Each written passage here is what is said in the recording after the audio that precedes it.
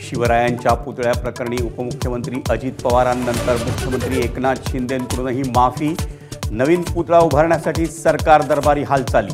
जगविख्यात शिल्पकार राम सुतार वर्षा बंगल्यावर।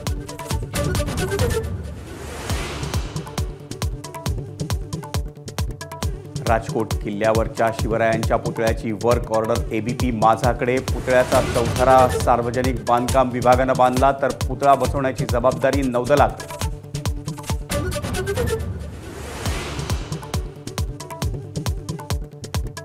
सिंधुदुर्ग गुन्हे शाखेकडून शिल्पकार जयदीप आपटेच्या घराबाहेरील सीसीटीव्ही ताब्यात। कुटुंबीय घरी परतले पण जयदीप आपटे अजूनही फरार।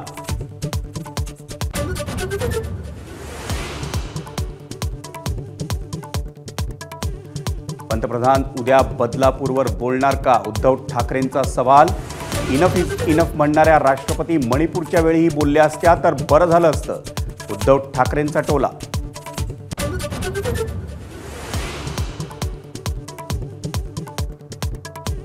मुंबई गोवा महामार्गाचं निकृष्ट काम करणाऱ्या ठेकेदारावर सदोष मनुष्यवधाचा गुन्हा। 3 वेळा नोटीस देऊनही काम पूर्ण न केल्यानं झाली कारवाई।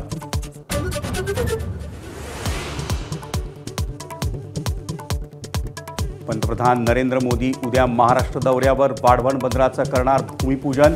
मुंबईत ग्लोबल फिनटेक फेस्टमध्येही संबोधित करणार।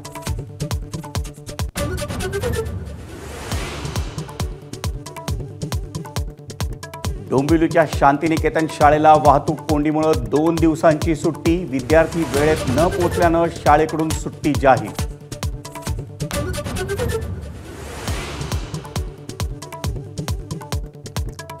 मुकेश अंबानींना मागे टाकून अदानी बनले भारतातले सर्वात श्रीमंत। अदानींची एकूण मालमत्ता 11,62,000 कोटी। गेल्या वर्षभरात तब्बल 95% वाढ।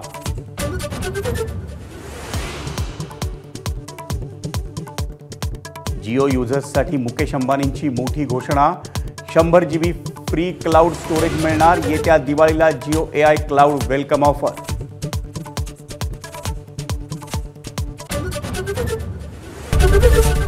एबीपी माझा, उघडा डोळे बघा नीट।